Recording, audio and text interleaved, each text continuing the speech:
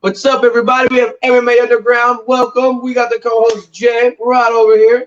And for those of you who don't know, but since most of you probably do, you have Jordan Showtime Harrington.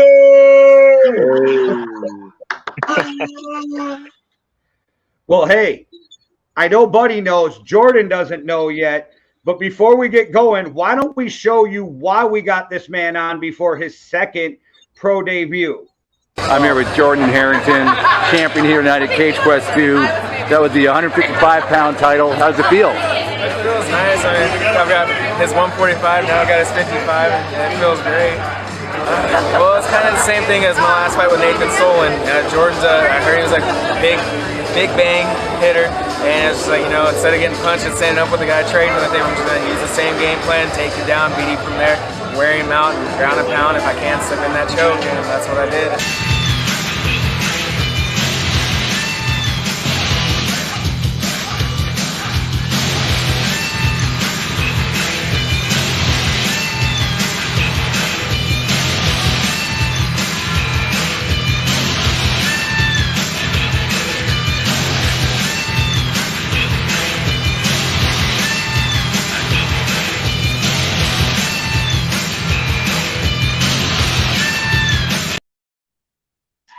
Hell yeah, that's what I'm talking about.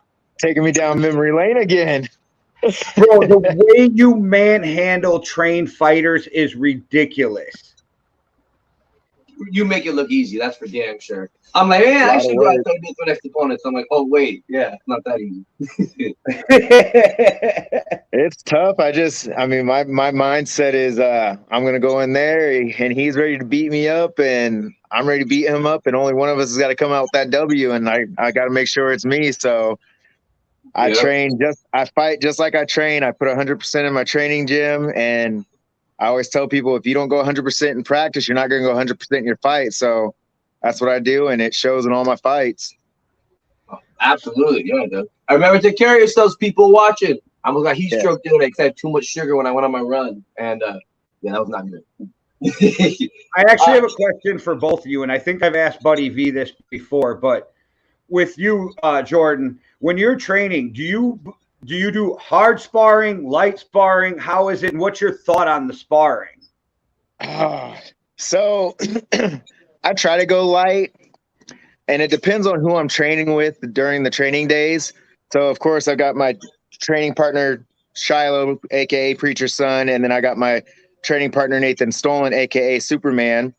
Those two I tend to go 100% with, and that's just because all three of us know what each other do. We know each other's power, and we know we can take hits, so we go all out. But when it's with all the other, like the younger group of people, I try to go as light as possible.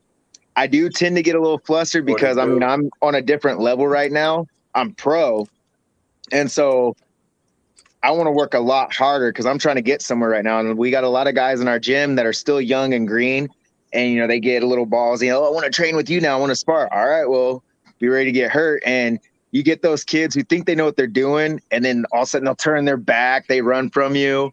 And I get flustered. So I'm like, all right, I'm just going to either knock this kid out or drop him with a body punch so he learns his lesson. And these last couple actually training sessions that I've had leading up to this new fight, everybody's been pretty solid. You know, everybody's giving me a lot of work and pushing me pretty hard. You know, I think I've finally gotten a lot of the guys' heads, you know, if you're going to go with me, prepare to go all out. And yeah, it just depends on who I'm training with at the moment, but definitely I go 100% with Shiloh and Nathan. No, absolutely. Hey, what's up, Monkey? Monkey, thanks for being here. What's up, boss man? Man, so Jordan, I also wanted to know, before I forget, did it feel any differently knowing that your last fight was a pro fight, you've been in sanctioned fights, so was it different at all? Just because it's a pro fight, was your mind different? It's weird. Honestly, a lot of people have asked me that. It didn't feel any different as an amateur. I mean, I know it was a bigger fight. I think my feelings more was because I was finally, you know, I got more excited and more anxiety because it was finally happening. I finally got my pro fight because before the last fight, I'd had 3 fights scheduled and they got canceled on me. So when I finally got that opportunity, it was more of an emotional moment for me because I'm like, wow, I'm finally doing it. But as soon as I got in that cage, I don't know, something in my head just snaps and I zone out. I'm in my own little world. I zone everybody out. And I don't know if all you guys saw the fight, but I mean, I'm a totally different person. Like I'm laughing, I'm smiling, I'm having conversations. Like I'm different when I'm in the cage. And so it was weird. I mean, there were definitely a lot more people than I'm used to. And everybody asked if that bothered me at all. And I told them, I was like, no, I've been doing this since I was 19 years old. I'm used to big crowds. I'm used to little crowds. I mean, yeah, this crowd was really big, but like I said, when I get in my zone, I just space out. And then as soon as the fight was over, when I beat the guy, I took off running. That's when everything hit me. And I was like, oh shit, excuse my language, this just happened. And I don't know if you guys noticed, I got emotional because I'm like, I took 8 years off of fighting and to come back and beat a tough opponent who has been doing it for a while and come and beat him the way that I normally don't fight. Like I'm a ground fighter and I stood up and banged with this guy and I won. So it was very emotional. That was the only difference about the fight was I finally got it done and I did something different for a change. I did watch that. I was blown away with that standing TK. I was just like, holy shit. Making it look, like I said, making it look easy. But I had a quick question now we got all of you here because there's 2 main questions I was really excited to ask. One, have you guys heard about the Diaz versus the Chimaev fight? Yeah. So that is happening. That's happening. Okay. Yeah. What are your thoughts on that real quick? Sorry. I think he's gonna eat 4 or 5 and then throw a slap and get the whole crowd going again. And he's gonna eat another 4 to 5. And he's gonna, land another good couple hits followed by another slap. And then maybe in the second round he'll do something. Maybe he doesn't. But generally he has been known to go the whole fight most of the time. Yeah. So, be that a good or a bad thing, I feel like it'll probably be, it'll go to the third round and then turn into something, either direction. Because, he got a lot of hate for that fight with Leon Edwards. It didn't work out that bad for him, honestly. I think he got a little bit of a hard shake on that one. But other than that, I don't know. I don't know if he can finish Chimaev. I mean, who knows? But I think when you doubt Nate Diaz, that's when he shocks the world because he should lose this fight. Everything tells you he should lose this fight, and this is when he shocks the world. Yeah, I feel Diaz, if he can keep it standing up, he'll win. But I feel this guy, once he feels Nate tags him a few times, he's going to go right into his wrestling. And I feel like that's the only way he's going to beat Diaz is by taking him down. But Diaz is surprising on the ground. The dude's a monster when he's on the ground. I mean, so I feel this fight go 50-50. Always get triangled and then he's flipping you off and, right. Who knows? He's got you in the triangle. I think whatever it's going to be, it's going to be later on in the fight because he can go for a long time and keep volume up then too. See, I'm curious to watch it because it's like after you see he has a great ground game as we've already seen. He's a natural born fighter. Like he smacks his opponents. He gets the crowd riled. He knows how to put on a fight. I mean, you look at Chimaev and all of his fights, how many finishes he had. His most recent one, you hear his cornerman after the fight getting pissed off with him. He's like, why are you standing and banging? Why did you let it go this long? Why didn't you raise the finisher? Why did you let it go?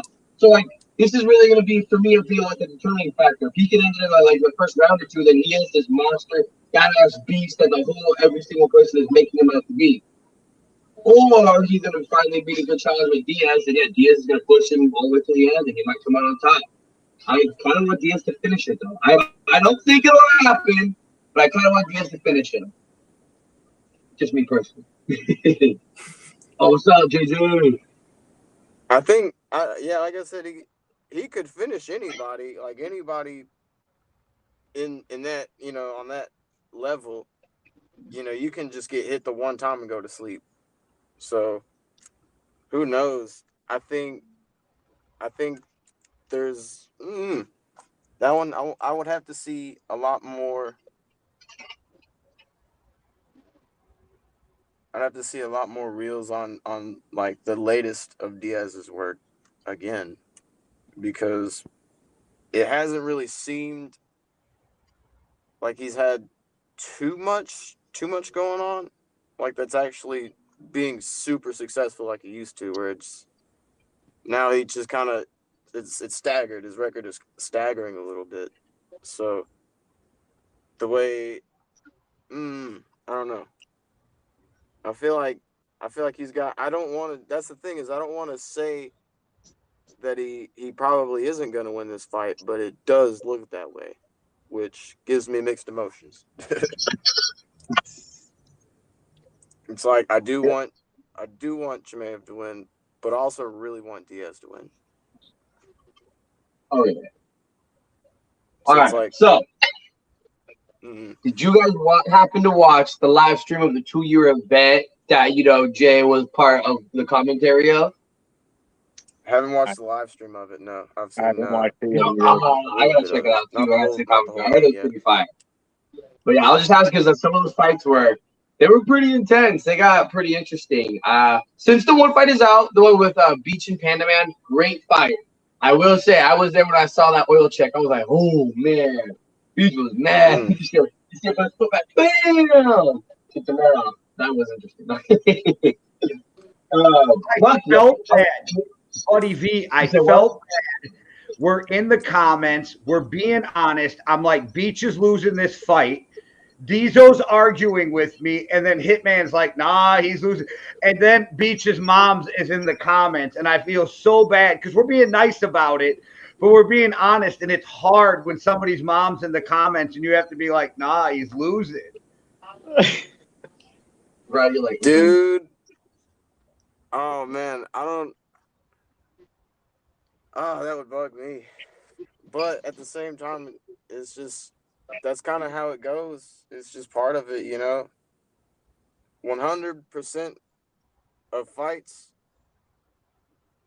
there's going to be a winner and a loser, So yeah, we were just being honest too about what we were seeing because that's what we were there to do. But it makes you feel bad when somebody's mom. She was great though, and she was great in the comments, but it still makes you feel bad. And Buddy V, just so you know, the Crazy Legs, why did I just go blank? Free Smoke fight is already out too. That one was crazy. It was cool to see in person. You could feel the thumps from the sweeps, the kicks, the everything.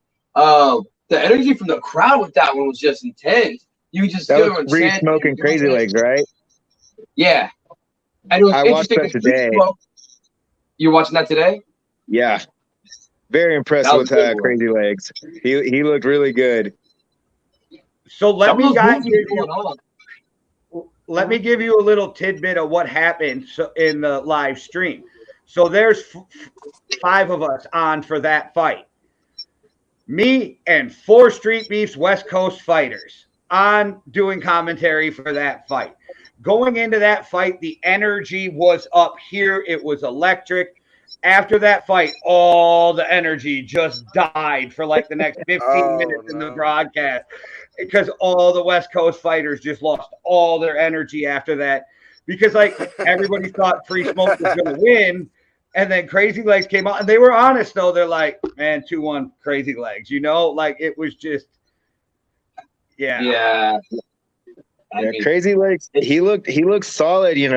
I mean, I've trained with him before, and I think his biggest problem was his conditioning, one, and his confidence wasn't there. And I know I had a few talks with him about it before when I used to train with him. Like, dude, you gotta have a swag about you. You gotta know that you're good, and you can't let, just because somebody hits you hard, you can't let that get to your head. Like, if you want to do this, you got to be ready for anything. And I think just a bunch of us talking to him, it boosted his confidence. And then, like I said, just the last few fights, I've seen improvement from each fight since the last time I've trained with him. And this last fight, he looked really good. I definitely wouldn't want to be hit by him now. I'm interested for that. Yeah, it was a good fight. And I think I think Free Smoke wasn't as active as everybody thought he was going to be. And I think that was his downfall, because I don't think he fought a terrible fight. I just don't think he was active enough. And Crazy Legs was more active, and that's how he got the win. Yeah, they both looked amazing. I mean, like you said, Free Smoke, he could have done a little more, but when he was doing it, I mean, that man was on point with his shots.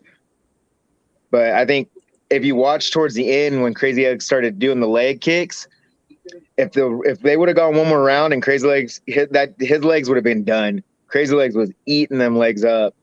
Oh, The crazy thing is, Free Smoke's only been training a year. Really? Yeah.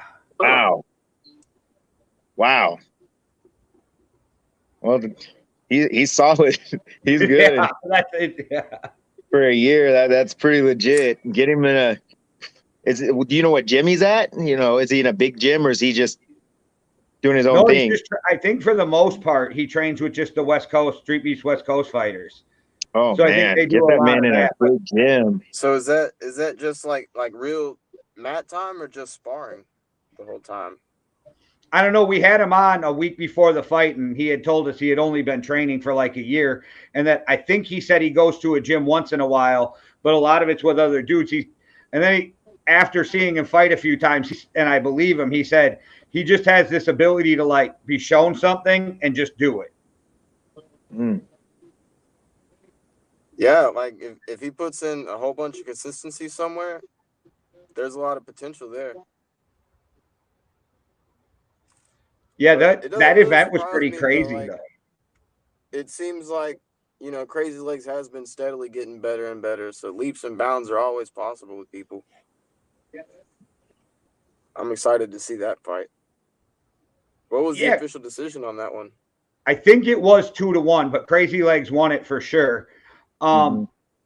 He just seems so strong for a 160-pounder too. Like when he just shoves you off or when he throws a punch or a kick, Crazy Legs seems really strong to be in there with. Oh, he's a strong dude. He's definitely strong. Like I said, just a few times I've rolled around with him, he's strong. But like I said, he as soon as he feels your power or feels you overtaking him, his confidence goes down.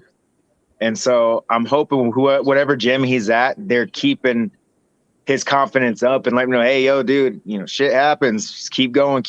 And like I said, just watching this fight, it looks like they've definitely been working good with him because he just kept – usually he doesn't keep pressure, and he was keeping a lot of pressure, wasn't backing up as much as he used to, and he was throwing more than just one punch or one kick. He was throwing combos, and that was surprising to see too. Like I don't know how many times I got to say I was impressed.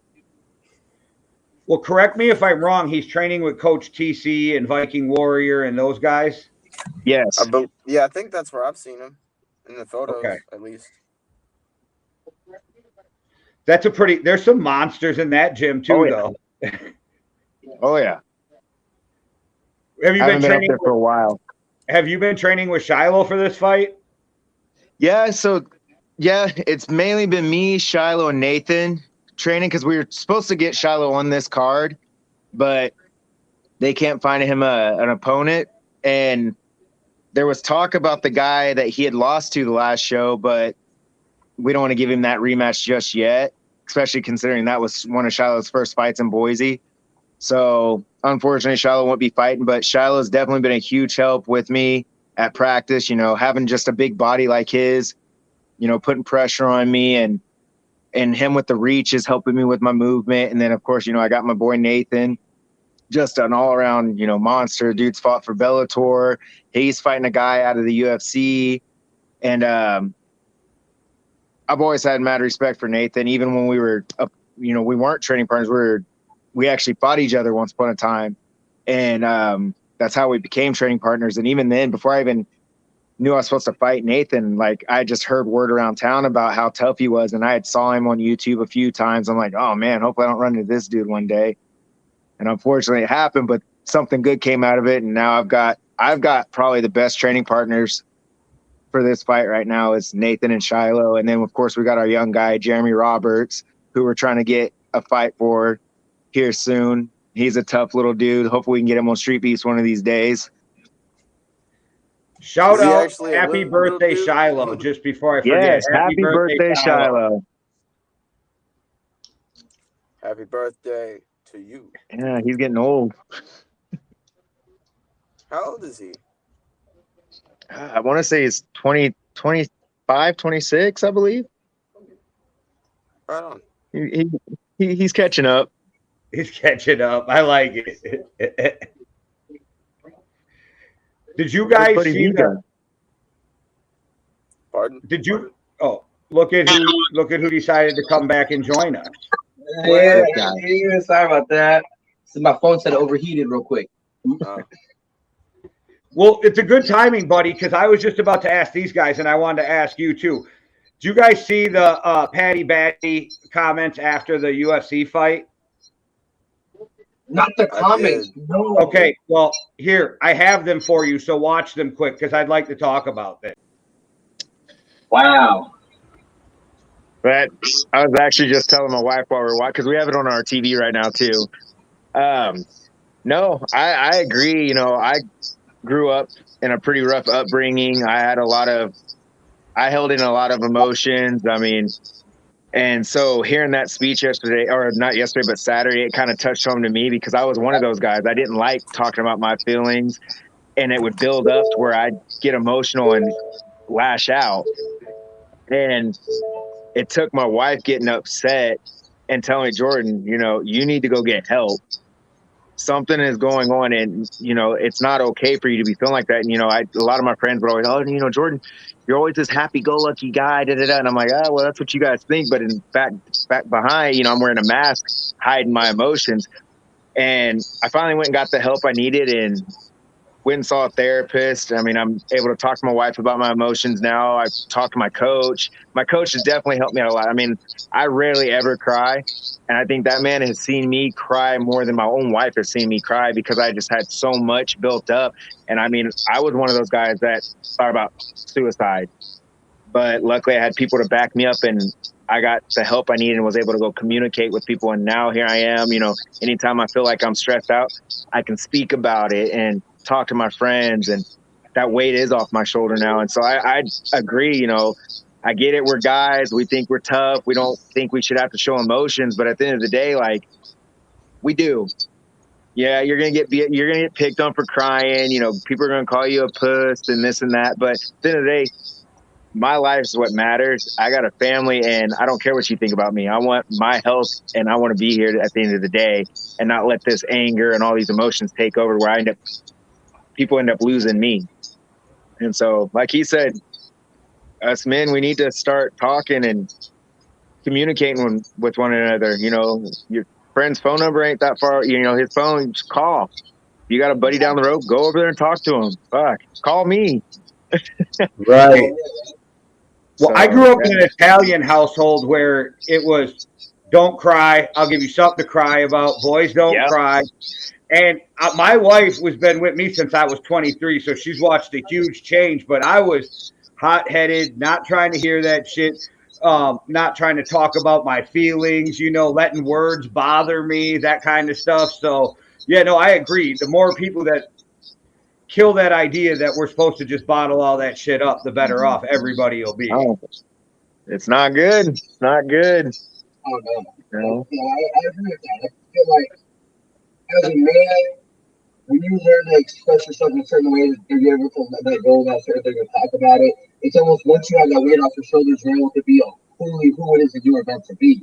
Because it's like, yeah, you have this anger that holds you back. I had a lot of, you know, like you said, slipping on the road and you should cry about it. And it's like, you can either don't talk about stuff, so you get mad, you ball up, and then all day long I'm going around being mad at my kids, mad at my girl for what? Because I'm pissed off about some shit. But then it's like you let that shit, you can let it go. You can talk to somebody, you can talk to anybody, and I mean, it really can help you out as a person, helps you out mentally, spiritually, physically, the whole 9 yards. And I'm still we're at a breaking point where people are starting to push past these old, out with the old, in with the new kind of thoughts, you know. And you know, men are people, and I think a big part of it is with different pushes around the world. How with the way things are going, that's all I'm saying. It's more acceptable for there to be emotions. And so now I feel like men are able to start dipping their toes into the water and saying, hey, this is okay for me too. and start checking it out. I think another thing that would be like super, I'd say beneficial is like some people don't always say stuff. Like I've got a lot of friends that they will bottle that shit up anyways, and sometimes you have to be like, hey bro, how you doing today? And then sometimes you even have to like kind of dig into them before they tell you what's going on. I feel like there's probably a lot of people like that. Just because I've got like a good handful of people that I know that do that, and you just got to be like, dude, why acting this way? This is not normal.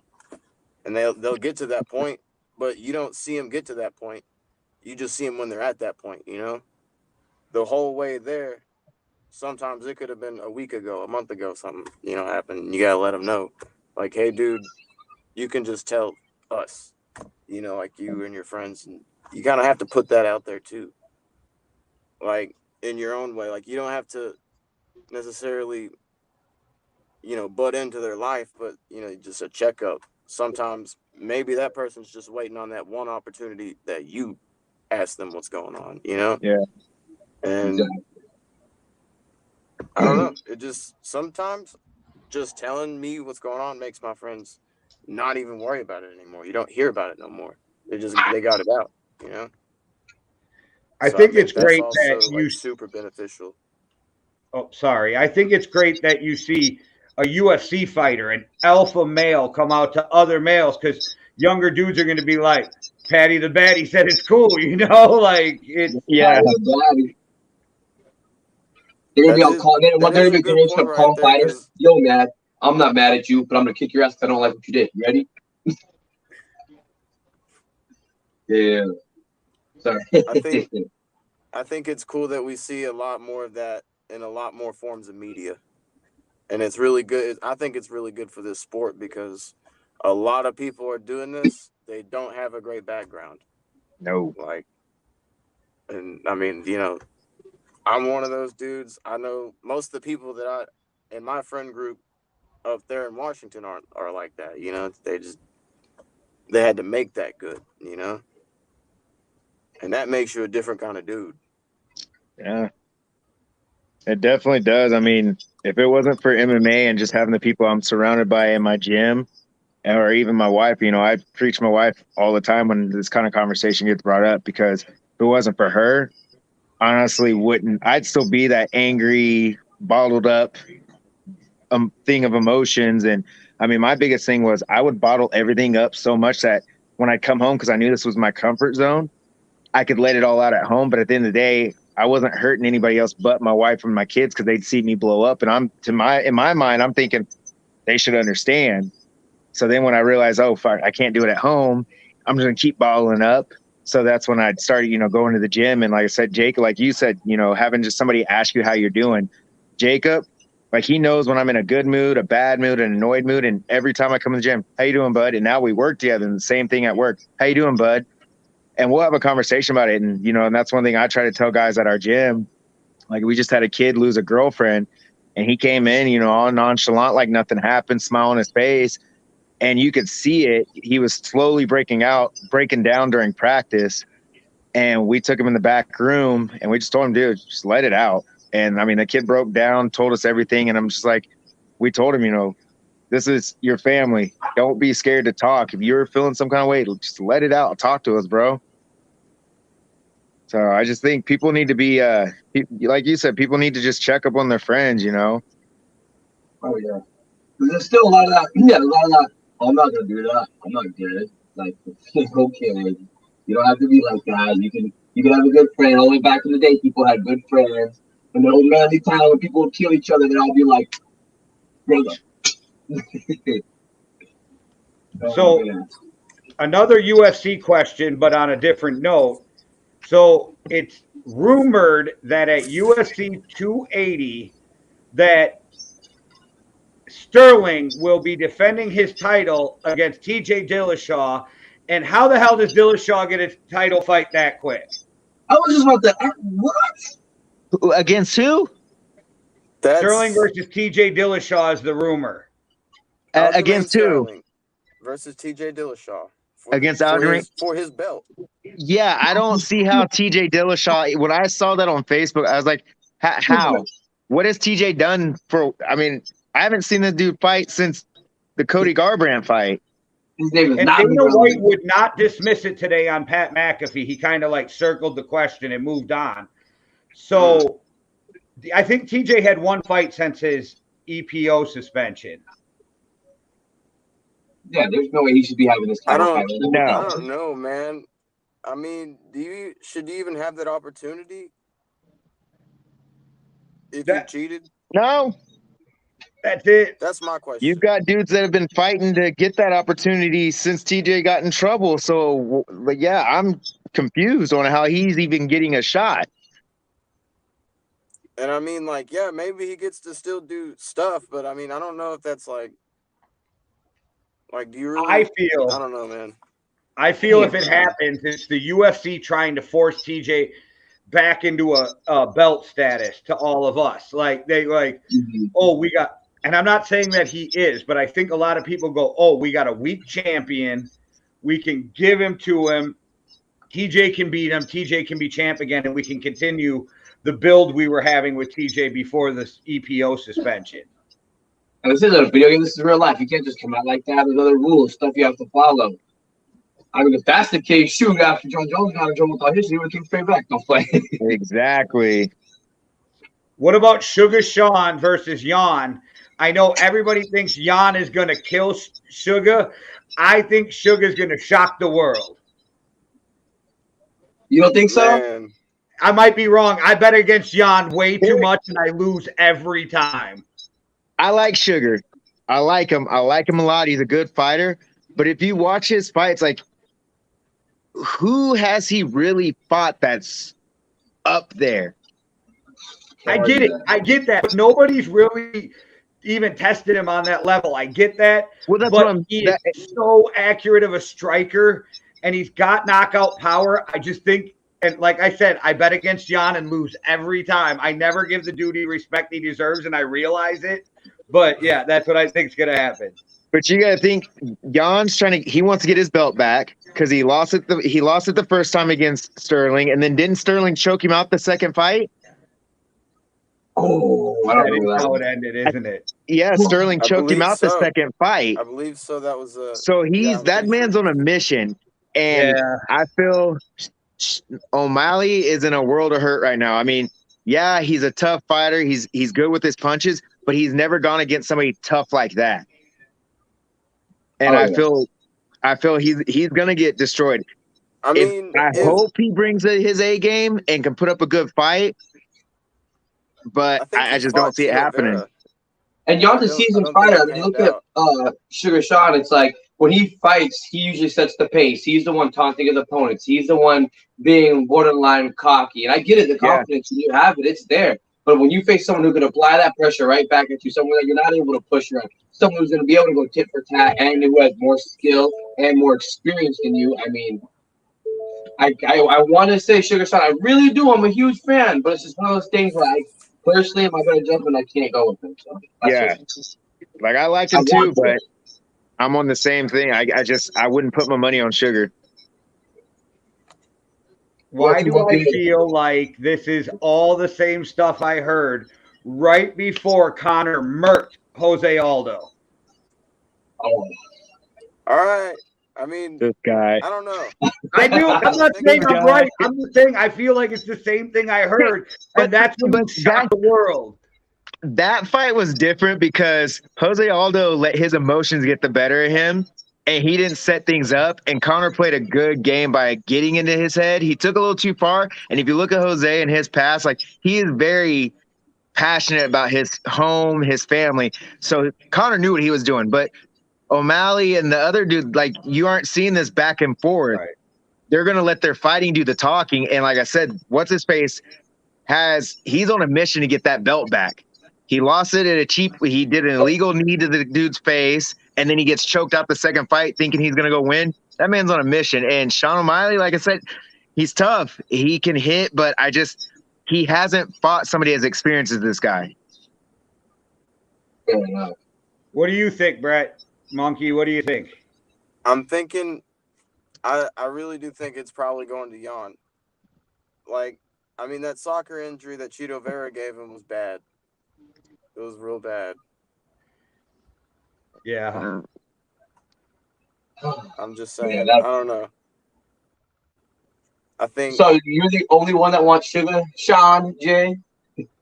That's who I picked. Yeah, I think it's the shock of the world. I think he's super accurate with knockout power. I think he's got sneaky kicks.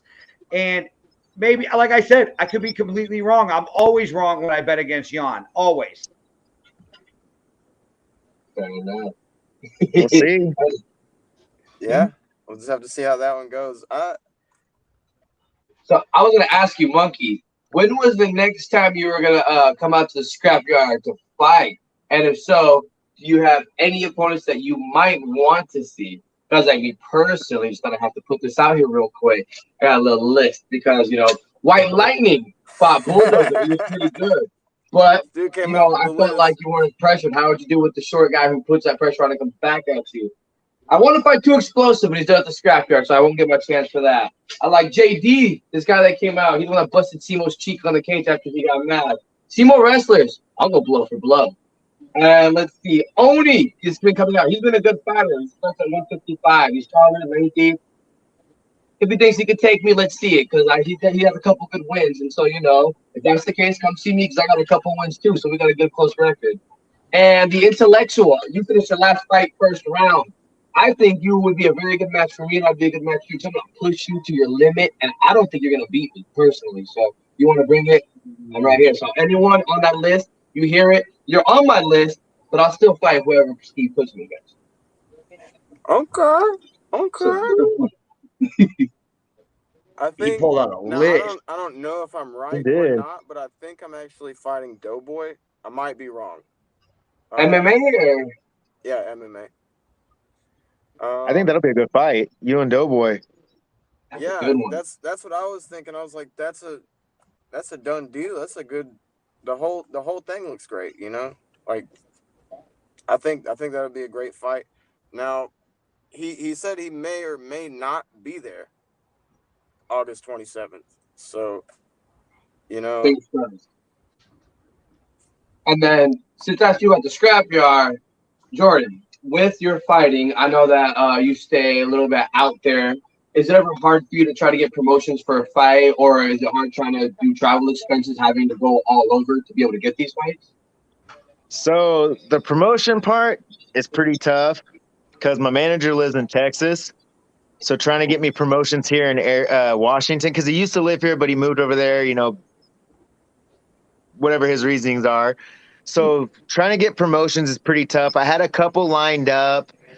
One of my promotions actually was supposed to start early July, but that didn't go through because they had some switching around in their business. And so right now, these two fights are coming out of my pocket, the traveling. But luckily, my hotel is getting paid for and all that. So, I mean, I'm not too mad about it.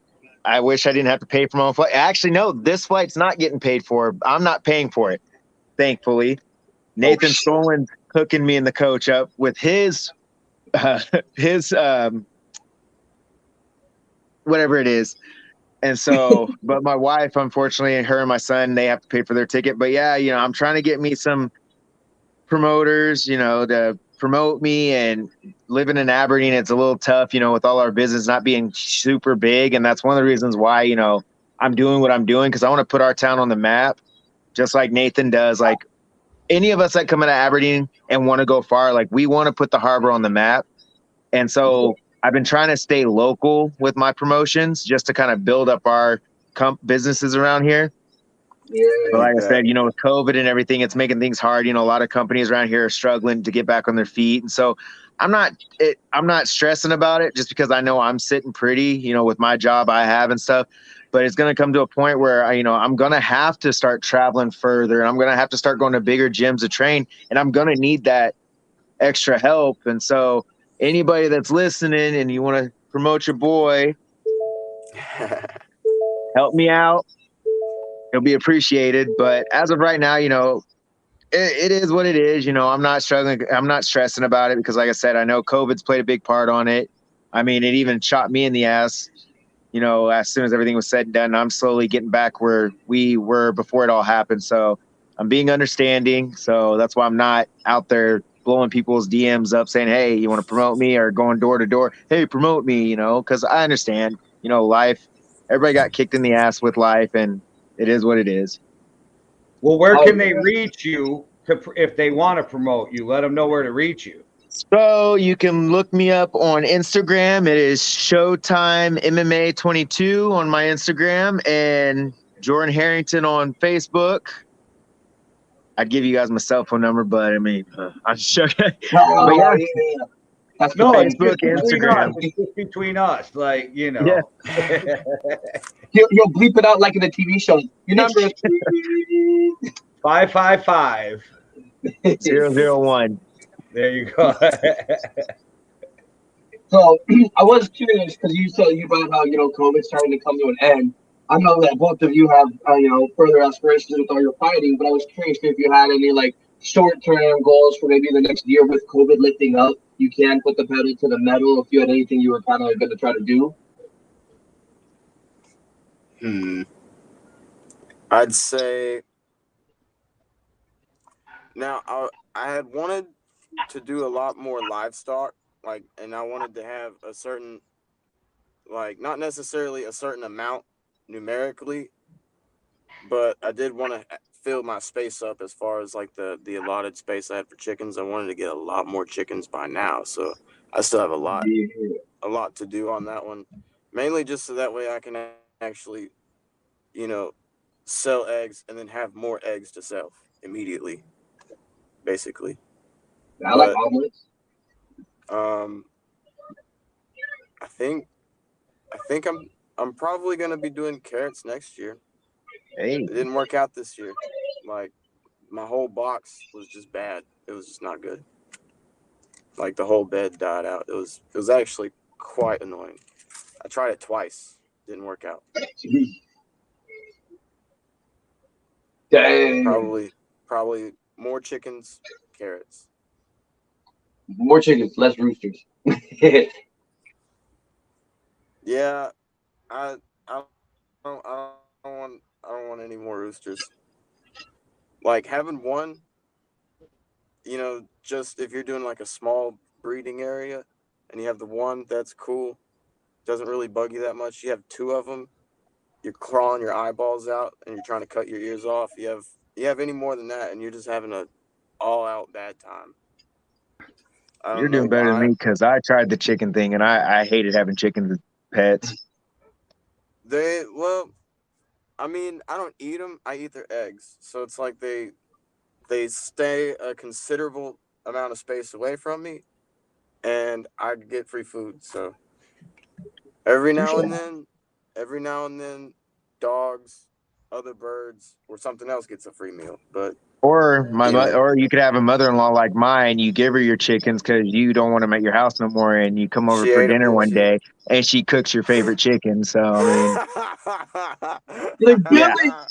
Dude, listen, I'm gonna say this chicken was beautiful. It was black. It had the long feathers down the legs. It was a gorgeous chicken. And I come over one day, I'm looking at a chicken coop, and I'm like, where the hell did my chicken go?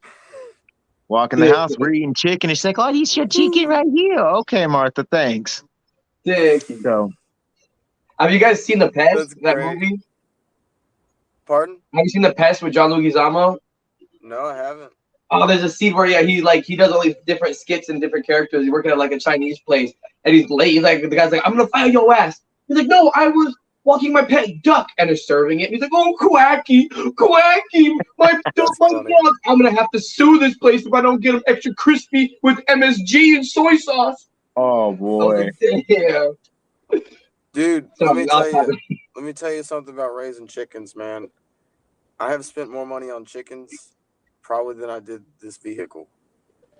Like, you can't save them. You can't save them from nothing. They're just gonna die. Like, they're a very vulnerable animal. So, like, if you live in my area, it's very rural. So, like, if you're in that kind of environment, man, everything's trying to prey on your chickens, and they're getting in there. Like, they are getting in there, best believe. because you could have like multiple of the same species try the same thing over and over and over again, and you'll never know it's happening at night. And then eventually one actually gets the piece off of whatever they're trying to break into, and they're able to get in there. So, you know, like, you really got to watch them. Even if you got like your own little fence and everything, they can still get in there. It's pretty crazy. You need a ring on your chicken coop. A ring? Yeah. Yeah, the Ring doorbell. So when they walk by, the shit turns on, shows you what's messing with the chicken coop. They say, I knew it was my neighbor the whole time.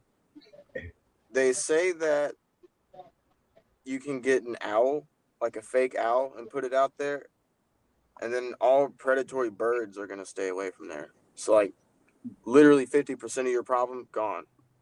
But your mammal problem still exists. Best way to kind of buy time for each animal is like ammonia or something like that. Or you can make just a giant place out of wood. You know, you could do just something that it'd take like a bear to get into.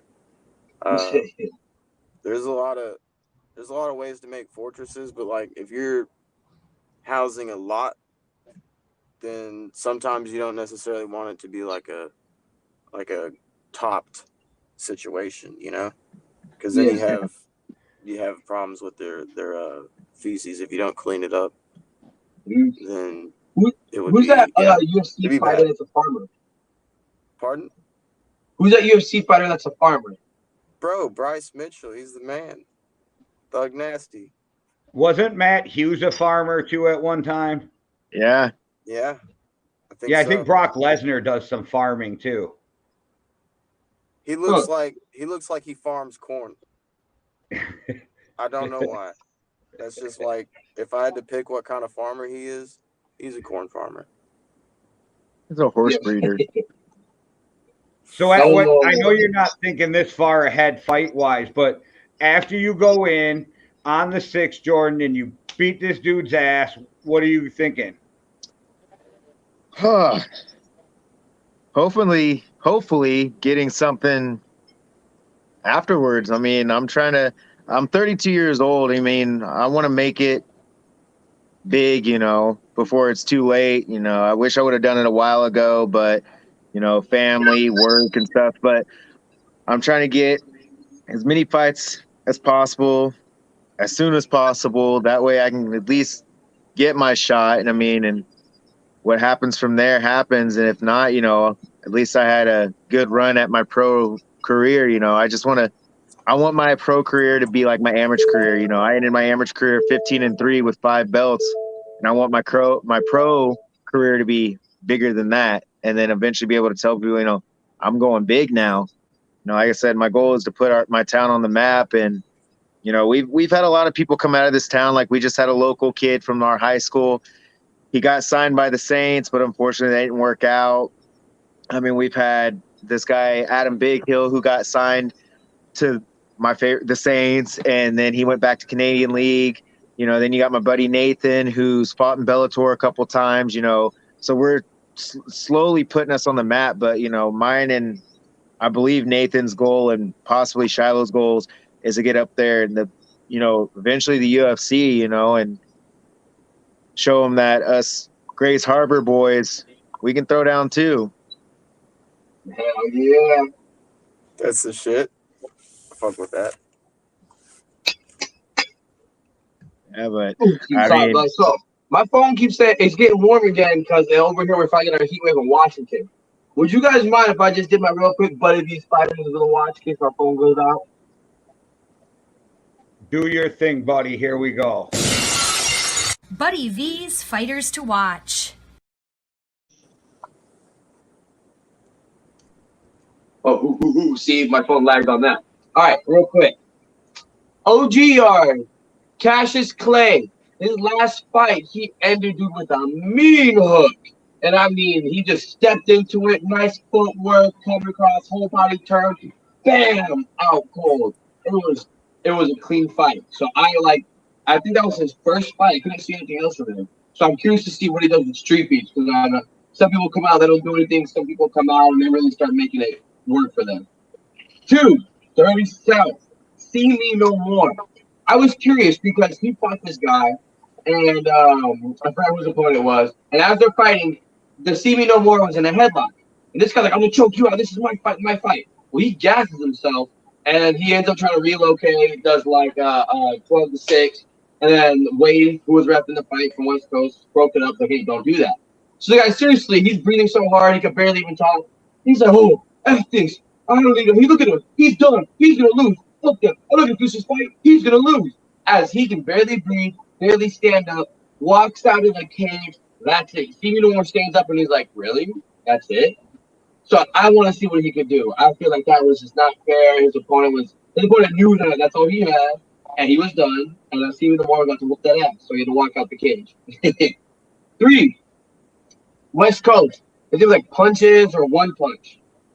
He is cold. So he fought a guy who was a fighter from a gym. He beat him, and I think he knocked him out.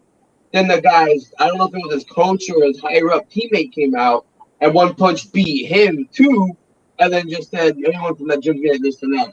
I instantly became a fan. Just what the hell? Okay, you're talking this shit and you're backing it up like that. Let's see who's really gonna put. Ooh. So those are my 3, and I didn't pick it up in the scrapyard because we had a great 2-year anniversary, and I'm just gonna tell you, go watch all those fights. Over half the fights didn't even go to the judges. Lots of heart, lots of fun time. If you're gonna watch a fighter, watch Buddy V because I called out all those people today. I'm gonna see who hits me back. Oh, Hell yeah. I say you should just get them all in the cage and fight them all. Right? Yeah. Same day fight. I think I'm ready. I don't know who it was up there that I was talking to about a Royal Rumble MMA match.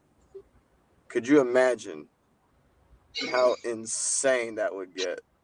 Oh, like boy. right after You gonna throw 2 a punch, guys get hit jump with in like there. a flying heel hook or something. We do the whole roster of each weight, right? Hey, that means you got to join into this if it happens. Yeah, I'm already gonna be in there. Why not? All right.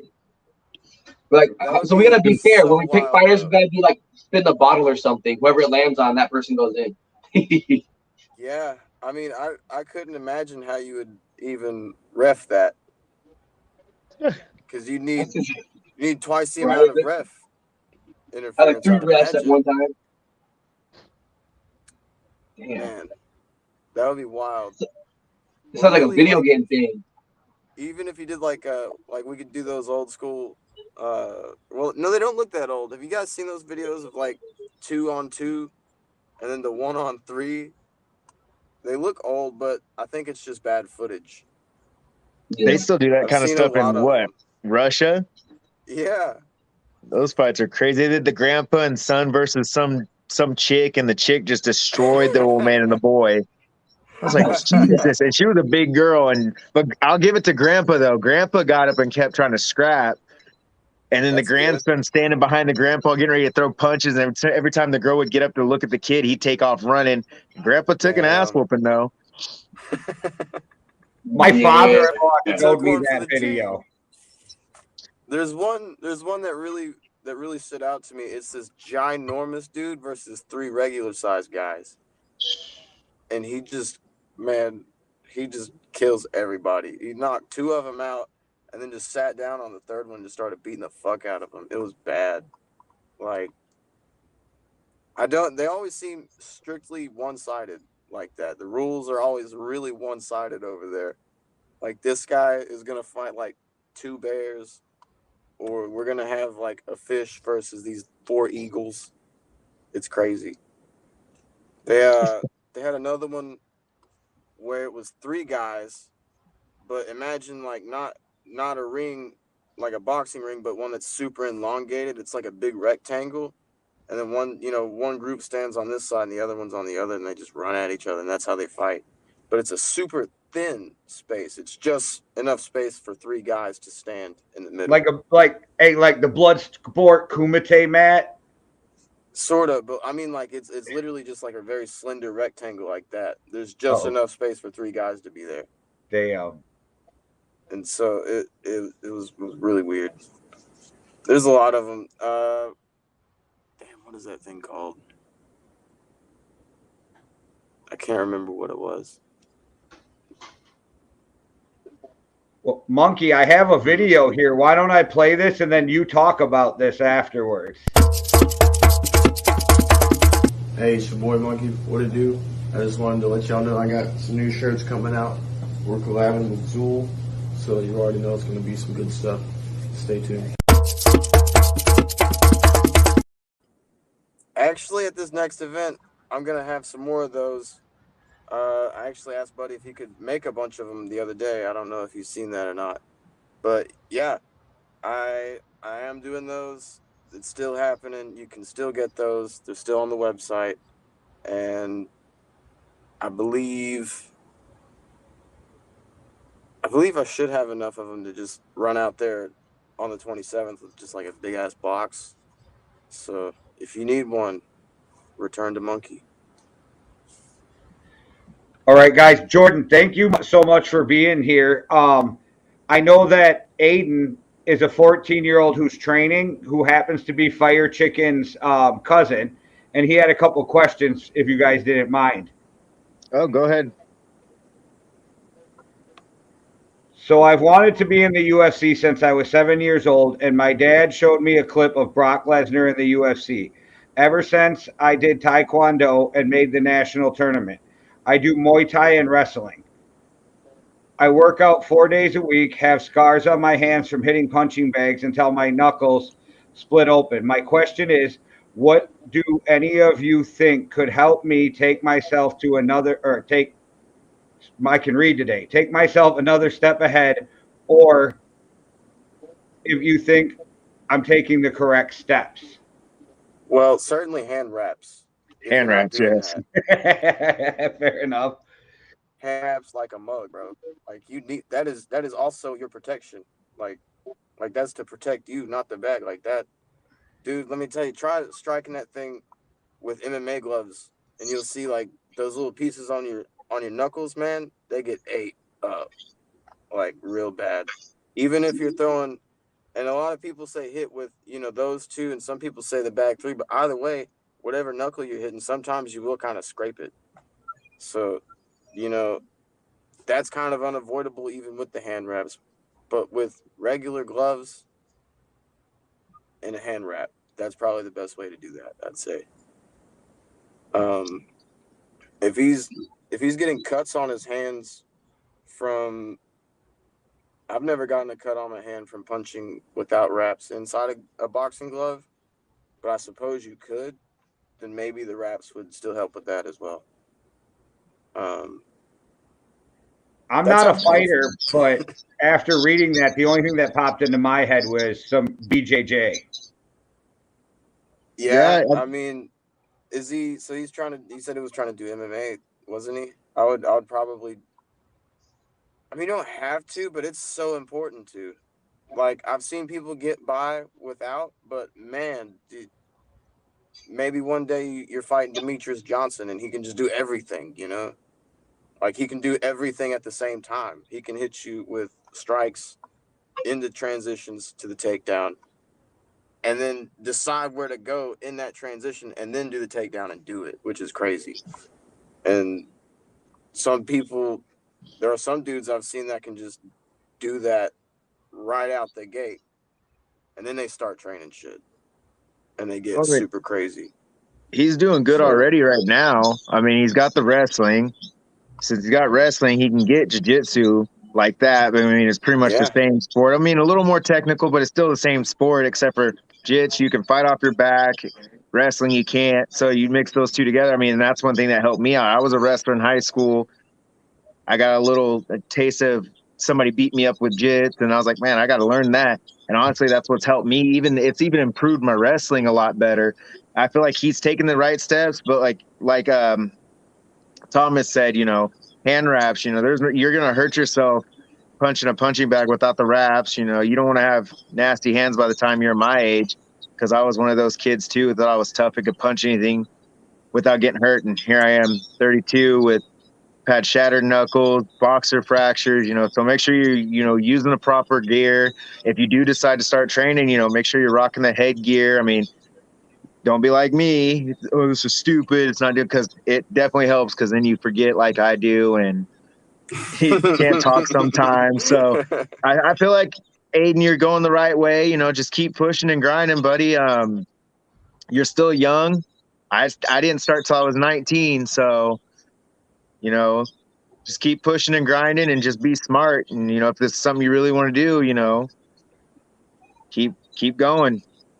Why do I feel like this kid has got nasty leg kicks with Taekwondo and Muay Thai, right? Like, I just feel like there's some nasty kicks coming from this kid. As soon as I saw that, I pictured a kid like you watching those Japanese movies where they're just floating in the air. I just pictured some kid doing that. Yeah. Just bouncing from fucking bamboo to bamboo, kicking guys across the face.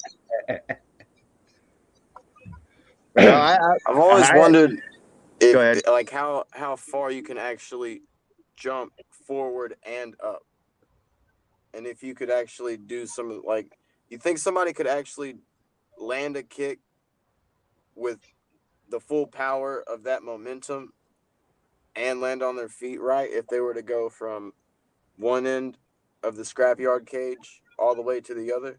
You think that's even possible? Like, you would have to just jumping that high and that far, you would have to dedicate a very large amount of time. But I feel like there's a human that could do it. There's got to be.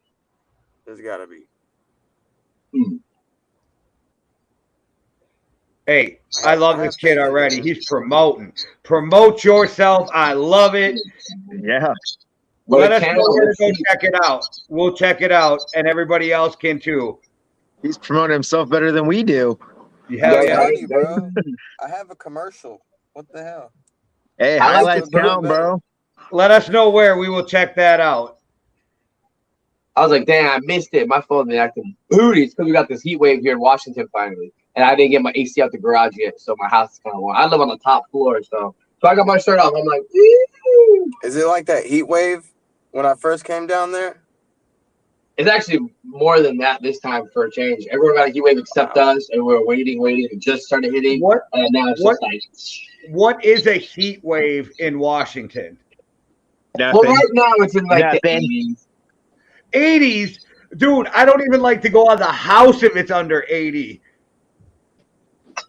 This dude talking about a heat wave, and I was at work rocking a hoodie and everything. It was 91 the other day. I didn't even have the air on. Dang. I like the sun. I'll give it to you, buddy. It has been really nice, but I wouldn't call that a heat wave because it is warm, but it ain't no heat wave. Maybe you Washingtonians, you guys think it's a heat wave because you guys are used to rain 24/7. It has to be the house on the top level. That's why. I be in here sweating my balls off. Let me tell y'all about the heat. Now, see, the last 3 days, I've been pouring concrete. Now, yesterday, it was 107 degrees. We was pouring concrete, throwing mud like badasses. Heat ain't nothing, but it's still pretty terrible. Never mind. I can pray to Arizona lots, a lot. He was like, yeah, every day. He was like, yeah, it's 110 every day. Oh, it's 100 something. It's bad. It's just part of the job. You know, you just got to be out there in it. You do know every Street Beefs West Coast fighter that watches this is going to go, heat wave, that's a Tuesday in December. Like, oh, man. I'm pretty sure it's been like super bad out in Texas too. I know it gets real hot out there. Oh no! His phone just got overheated too. See, you think I'm playing? Hey, look, my dash says it's 94 degrees. It's nighttime. Damn! Like, and you have a long sleeve on? Dang! No, what? Oh, I would die. I would die. I would die. It's not my car. Listen, my air is on. Okay. Like, it's crazy out here. But a lot of the problem in Arkansas is the humidity. Like, it's a very wet hot. Fair Not, enough. not My very bad. dry hot. Buddy, Yeah, you think your phone overheated.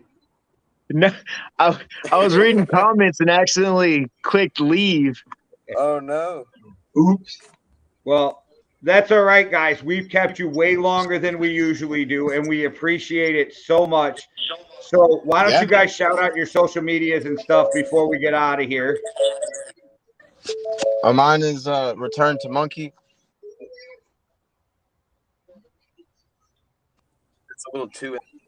It's like just the number 2. Return to Monkey. That's really, for the most part, that's the most I post on as far as fighting goes is my Instagram. All right. And Jordan, shout yours out again so people remember. My Instagram is Showtime MMA 22, and that's 2 2s. And yeah, you want to keep up to date with what's going on and how my training is going, hit it up. Hey man, I saw you and Shiloh had some good rolls the other day. I don't know if it Oh was yeah, actually the other day or the day you posted it, but I'm digging that. yeah. We get it. We get it. We grind in there. So I've always wanted. Do you actually do you spar with the 7 ounces when you're MMA sparring, or do you do those gloves? So these last couple of weeks we've changed how we've been training. So we'll come in, we start training at 6.